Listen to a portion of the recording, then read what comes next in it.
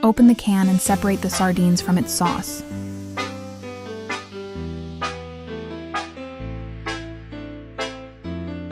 Mash the sardines using a fork, while the sauce must be set aside for later use. Add 2 tablespoons all-purpose flour. Mix well.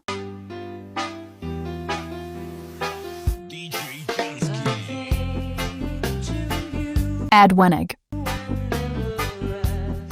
Mix well. Using 2 TBSP of all-purpose flour will give you a little soggy result, but it is tastier. Using 3 TBSP of all-purpose flour will give you a firm omelet.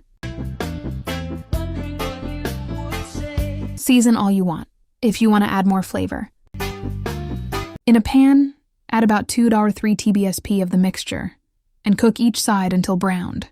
Flip to cook the other side.